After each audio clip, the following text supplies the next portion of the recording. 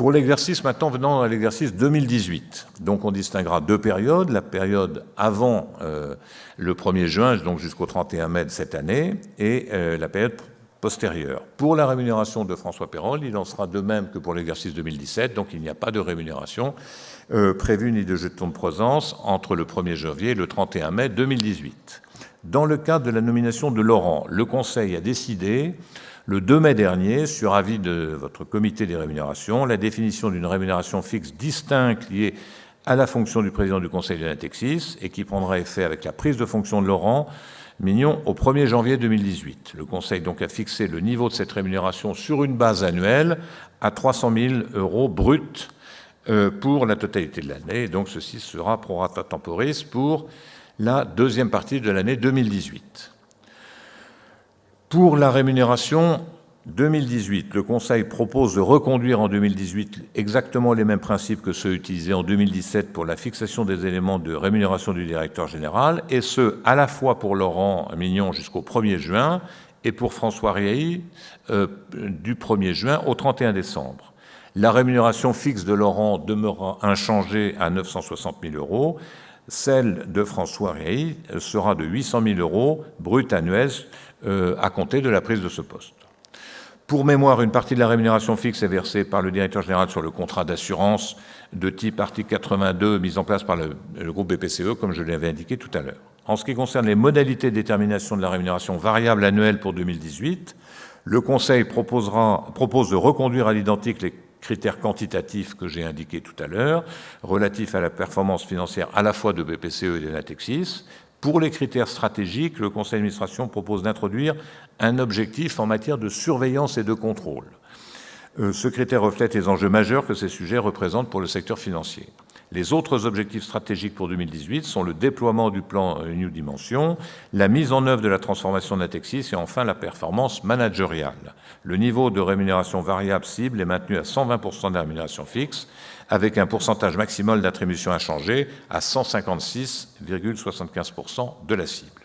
Le directeur général est éligible à l'attribution d'actions de performance correspondant, comme je vous l'ai indiqué tout à l'heure, à 20% maximum de la rémunération fixe dans le cadre du plan de rémunération de LTIP à destination des membres du comité de direction générale de Natixis. En termes d'avantages postérieurs à l'emploi, le Conseil a approuvé, à compter du 1er juin, la reconduction au bénéfice de François des indemnités de cessation de fonction et de non-concurrence définies selon les modalités identiques à celles qui avaient été validées précédemment pour Laurent Mignon.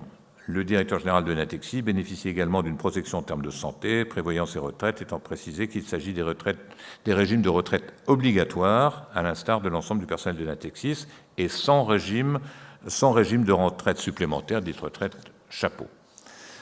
Voilà pour la rémunération des mandataires sociaux pour 2017 et 2018. J'espère que j'ai été clair dans cet exposé.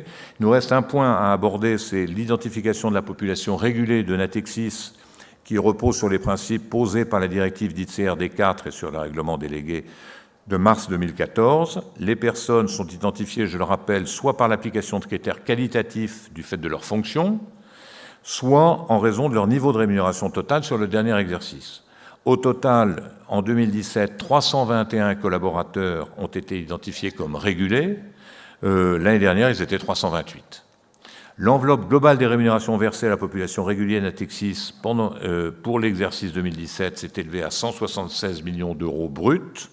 Ce montant du fait du décalage du paiement de la rémunération variable et du système des différés qui s'applique ne correspond pas au montant des rémunérations attribuées au titre de l'exercice 2017.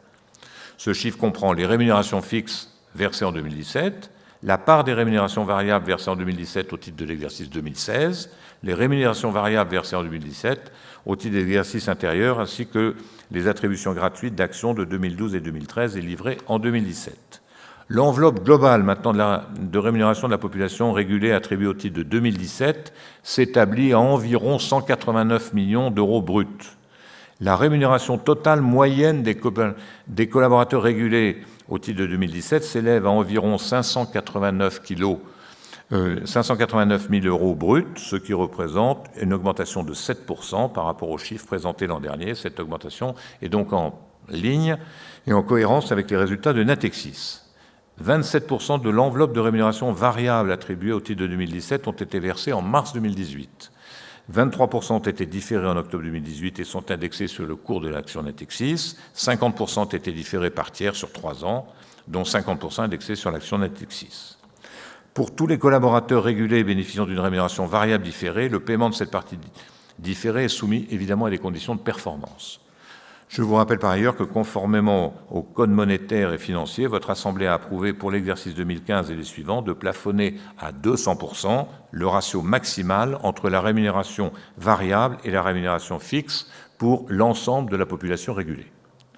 En conclusion, donc, je vous invite à consulter également le document de référence, la brochure de convocation à votre Assemblée, y compris les actualisations qui ont été faites suite aux annonces de changement de gouvernance. Je vous remercie de votre attention.